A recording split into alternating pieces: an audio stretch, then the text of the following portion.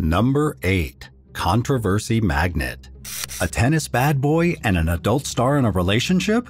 What could go wrong? Well, turns out, a lot. 26-year-old Vanessa Sierra rose to fame after dating the Croatian tennis star Bernard Tomic. Of course, this massively helped with promoting her adult content, which was already popular after her appearance on Love Island. According to Vanessa, she came from a very poor background and was actually homeless as a teenager. Oftentimes, she found herself with no food or shelter, so now that she had money and fame, she wanted to live life to the fullest. At least that's what she said, since allegedly she cheated on the tennis star and dated Married at First Sight star Bryce Power instead. It almost seemed like she was juggling back and forth between these relationships as she kept getting back with Tomic. In fact, at one point, she even had a public fight with him after he caused $16,000 worth of damage by smashing her laptop. Here's the thing though, whoever she was with, she always flaunted her lifestyle just to prove to the world and maybe herself that she'd made it. During her stay in Australia, she complained on social media that she couldn't have her stylist with her because of lockdown restrictions and how bad her life was because of this small setback. The next morning, she got over 500 death threats for showing off her privilege while the rest of the world struggled.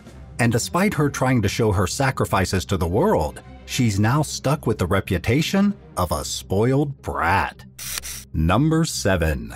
False disease. In April 2022, a New York man not only accused his ex of cheating on him, but he also said she'd given him HIV. 44-year-old David Bonola was a handyman in Queens and had been in a torrid relationship with 51-year-old married mom of two Orsolia Gall for a few years. Bonola had been doing maintenance work for Gall's family, which initially sparked their romance. And even though he knew she was married, he didn't see anything wrong with their romance. In fact, a year into their affair, he started getting strangely possessive, accusing her of cheating because she took a call from another man. Not to mention, he was known for stalking women around coffee shops in his past. Still, Gall never thought he'd start being aggressive with her too.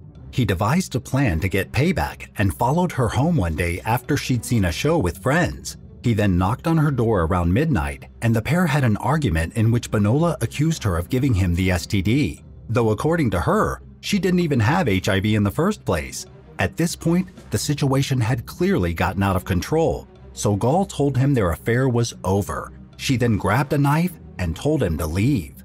David, however, wasn't in the mood to listen, so he aggressively pounced on her, grabbed the knife, and stabbed her in the neck. In fact, according to the autopsy, he stabbed her over 50 times. Obviously, Gall died on the spot, but David showed no remorse. Instead, he cleaned up the house with towels, put her in her son's hockey duffel bag, and dumped the body a few miles away from the house. He also threw away her laptop in the Hudson River since he claimed it had sex tapes on it. That being said, he was eventually arrested and sentenced to 25 years in prison for her murder. Number 6. Shooting blanks.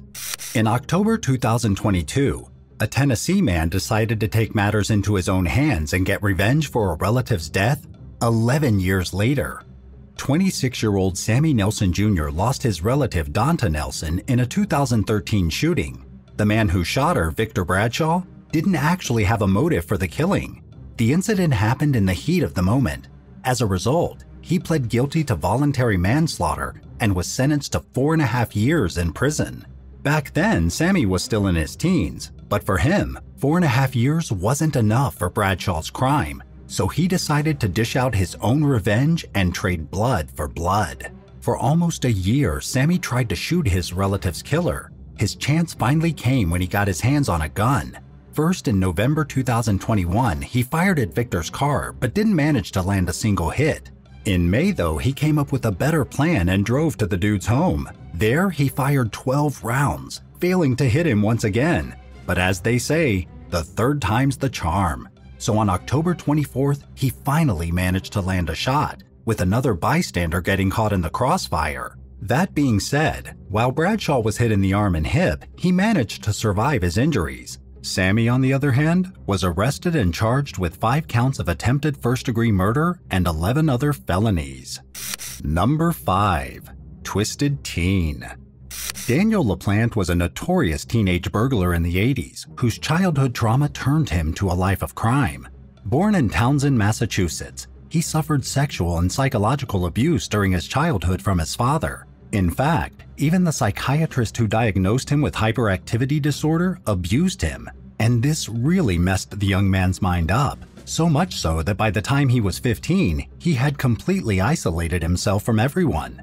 You'd see him walking alone in the woods or breaking into houses sometimes to steal valuables. Still, that wasn't enough. He wanted revenge on the world for all the cruelty thrown his way. So instead, he started playing terrifying mind games with his neighbors.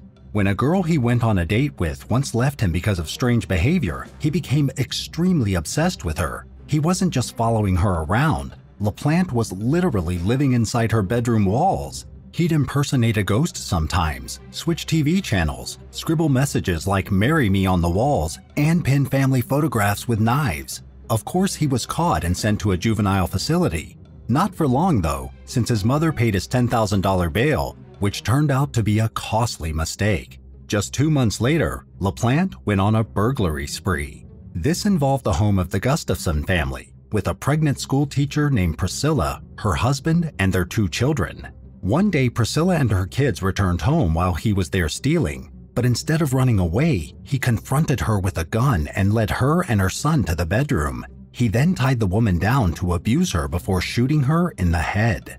Not to mention, he also drowned the poor children in the bathtub without remorse. As a result, he was convicted of 3 life sentences in 1988. Number 4.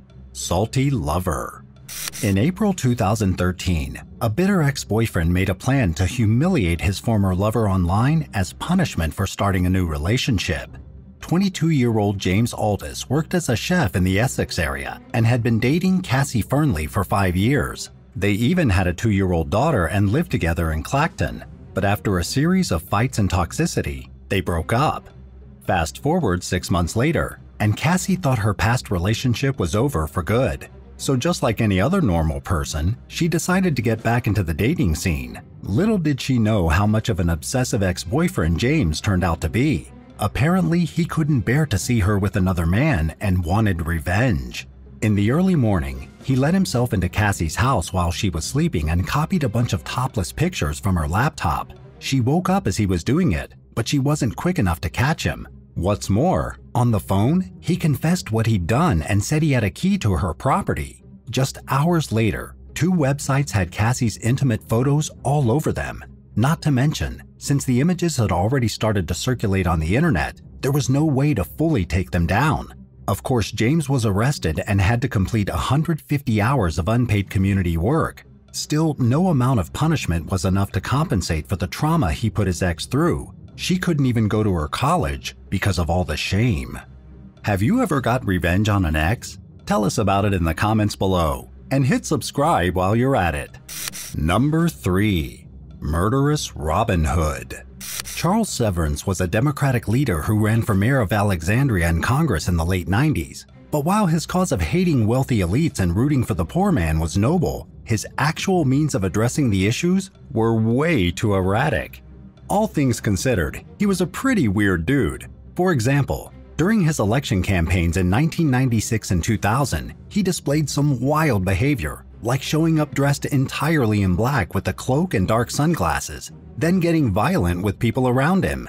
So to keep an eye on him, the city manager and police chief assigned an undercover officer to tail him. That didn't stop the man from being a menace, since Charles openly started brawls against organizers and his opponents. In fact, during a forum in 1996, he even picked up an American flag and pointed the spiked end at a rival before running out of the building. Sadly for him, he lost all 3 campaigns. Instead of accepting defeat, he decided to turn into a vigilante. He wanted to target wealthy people who, according to him, were using child psychiatrists to sell drugs for profit under the disguise of academia and clinical practice.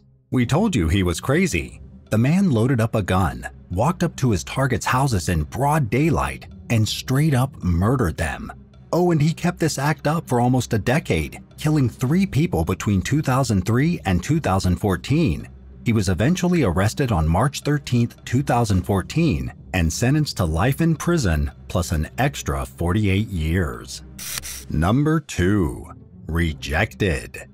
In September 2011, a man from West Virginia went on a murderous rampage after being rejected from the military. 22-year-old Shane Riggleman lived in Morgantown and had been trying to get his life together after going through a rough childhood. For him, joining the military was his best chance to make things right. Unfortunately, he got rejected, squashing his chance of turning things around. And according to a Facebook post, he was super upset because he genuinely thought he was capable. Not to mention, in another social media post, he said that revenge is a dish best served cold and God is the only chef. Yep, he was definitely planning on doing something radical. Still, no one thought he was actually capable of killing people, since he was a pretty normal guy for the most part. Turns out, revenge can drive people mad. Shane got into a car with 2 rifles and a handgun and went out for the last drive of his life. He started with a house in his hometown where he opened fire on 5 different people who were his acquaintances. Even that didn't satiate his thirst for blood. He also ran over a woman while driving to Kentucky. In fact, even when he stopped at a gas station, he shot the pump attendant in the neck. He had totally lost his mind. On top of this, he even led the police on a long chase. When cops finally managed to stop him, he turned the gun's barrel to his head and shot himself, ending the murderous spree. Having said that, the worst part about all this was that he literally had no motive and just wanted to kill people after the military rejection. Number 1. Uncut. We've heard of people getting revenge on their partners by stealing their valuables and running away. But in June 1993, Lorena Bobbitt stole perhaps the most important thing from her husband, his genitals. John Wayne Bobbitt and Lorena had been together for years, but their relationship was never really stable. In fact, it was by every definition an abusive marriage, since they kept breaking up and getting back together. On the night of June 23, 1993, Lorena had had enough. Apparently, John was too selfish in the bedroom and didn't focus on her needs enough. Not to mention, she also accused him of sexually assaulting her, something that he still denies to this day. So to feel a control over her married life, she picked up a knife and walked into the bedroom where John was sleeping. Not for very long though, because she cut off his penis, grabbed his Game Boy and a few $100, then drove around Virginia as he cried out in pain. In fact, she even buried the severed appendage in a random field. The couple's trial made national headlines as accusations were thrown left and right from both sides, though Lorena didn't get punished since the jury found her not guilty by reason of temporary insanity. Why? Well, according to her, the stress of her situation forced her into violence. Having said that, just in case you're curious, not only did they retrieve John's genitals from the field, but they also reattached them. The dude was even famous for a while. Still, even though his new lifestyle introduced him to more women, some things remain the same. In the years after the incident, he was convicted of domestic battery on 4 separate occasions for abusing girlfriends, and later, his 3rd wife. The case even got an Amazon-produced documentary called Lorena that re-examined the situation and focused on the woman's victimhood, especially in front of male-dominated press. Thanks for watching. What's your best revenge story? Tell us in the comments below. And don't forget to subscribe. See you next time on The Bad Badger.